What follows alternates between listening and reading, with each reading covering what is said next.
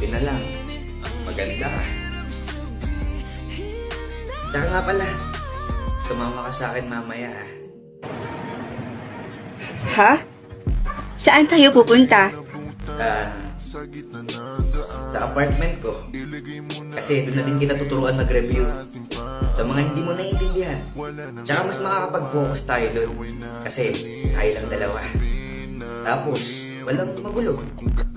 Tsaka kung gusto mo, kahit tumuwad ka pa sa kama.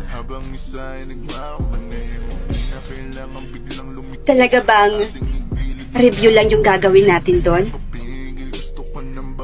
Ako nang bahala. Huwag kang mag-alala. Magre-review lang tayo doon. Promise. Okay. Sabi mo eh.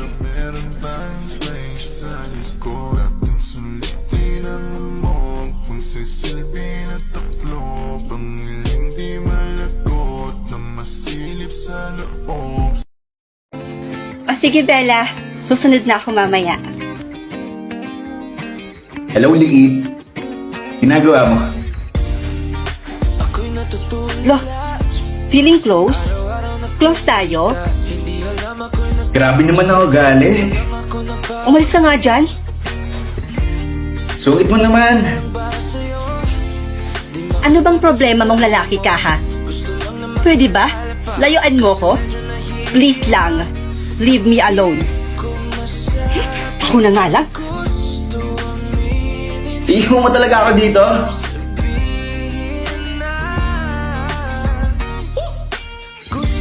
Hoy, liit.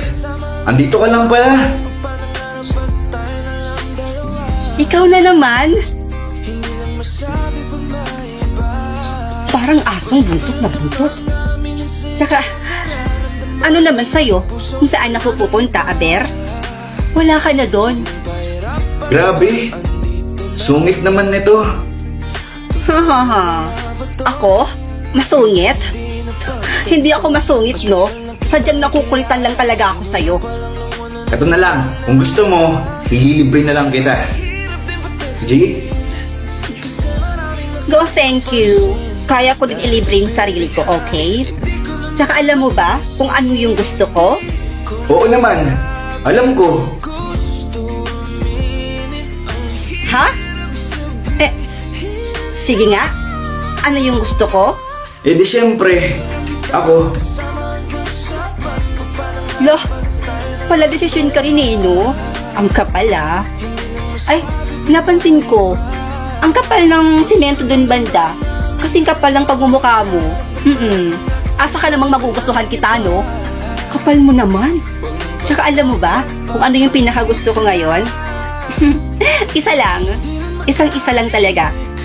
Ang layuan mo lang ako. Yun lang. Ang simple, di ba? Dahil kahit kailan, never kong ginustong makausap ka man lang. Kasi, nakukulitan ako sa'yo, ang kulit-kulit mo at ang yabang-yabang mo pa. Okay.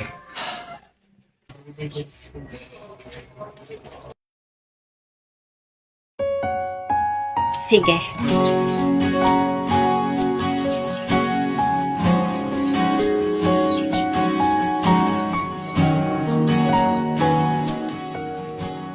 Saan kaya pumunta yun? Rods? Sinong hinahanap mo? Hinahanap ko kasi si Kyle. Parang ang bilis naman niyang lumabas. Alam mo ba kung saan siya pumunta? Hindi eh, hindi ko rin alam. Bakit? Wala naman. Tsaka, alam mo ba? Naninibago ako sa lalaking yun. Kasi ngayon parang hindi na niya kasi ako pinapansin. Eh dati kasi, ang kulit-kulit nun eh. Inaasar pa ako. Eh ngayon, ilang araw na yung lumipas, parang hindi na niya ako pinapansin. Tapos, hindi na rin siya nangungulit sa akin. Eh di ba sabi mo noon, iwasan ka niya? Eh bakit ngayon, hinahanap mo siya? Hey, naku-fall ka na sa kanya, no? Ha? Hindi ah. Grabe ka naman. Sige na nga.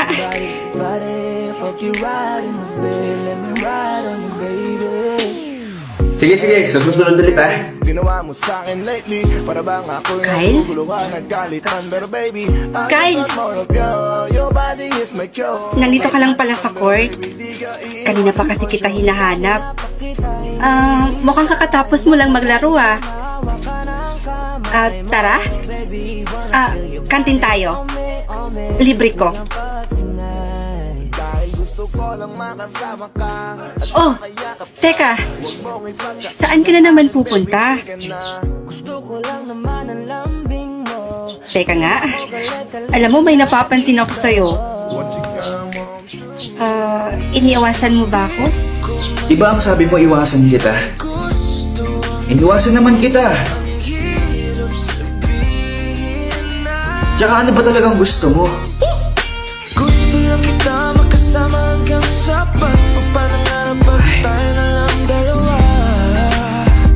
Hindi lang masabi pag may Sige, ako na. Hi, Faith. Welcome home. Love, salamat sa pagpapatuloy sa kapatid ko, No worries. Ano ka ba? Hanggat wala pa siyang trabaho dito sa Maynila, sagot ko muna siya. Salamat, ate. And kuya. At sa wakas, makakapag-propose na ako sa kuya mo. Ikaw? Magpo-propose ka kay kuya? Oo.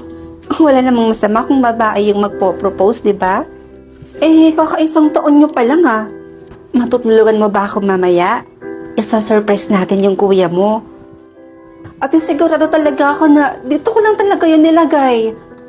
Sayang naman kung mawawala yung singsing na yun. Isang buong sahod ko rin kasi yung halaga nun Sige, hayaan mo na. Siguro sign na yun na hindi na muna ako magpo-propose.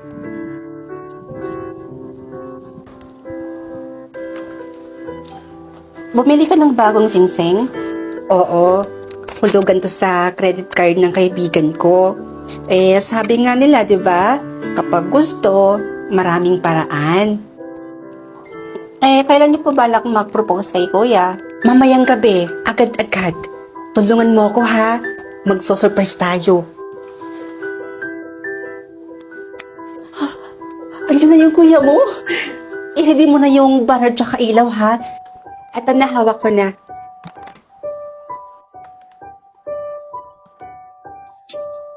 Kaya na.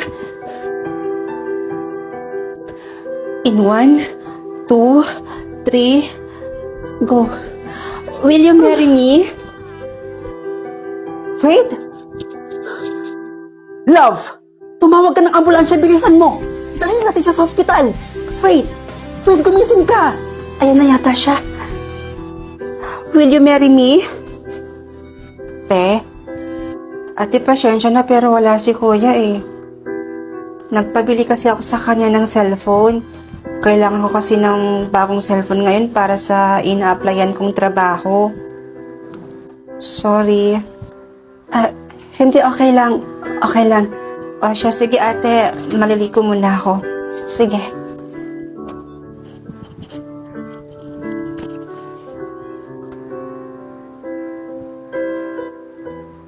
Ang laki na ng motel mo. Asensado talaga tong best friend ko na to. Mahirap din magpalakad ng motel, ha? Siya nga pala, bakit ka napadalaw dito? May problema kasi ako.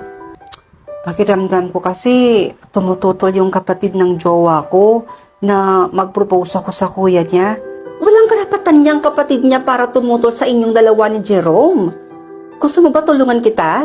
Wala naman akong gagawin mamaya. Takot lang yun sa akin. Tamo, sasampalin ko yun. Hay nako, siguraduhin mo lang.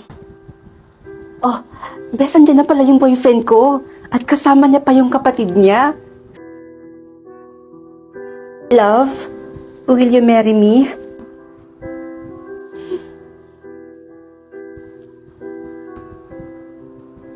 Teka, yan yung sinasabi mo na jowa mo at yung kapatid niya?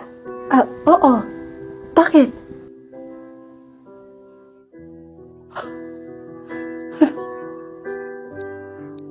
Kaya pala tumututol. Bes, Anong ibig mong sabihin?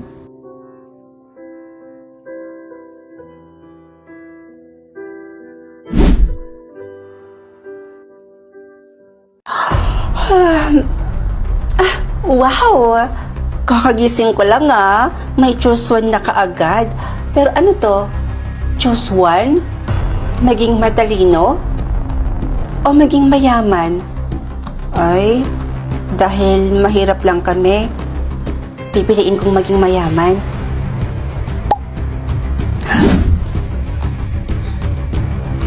Ha? Unlimited yung balance ko? So it means, mayaman na ako. Nay, alis na po ako Baka malit po kasi ako sa school. Papasok na po ako.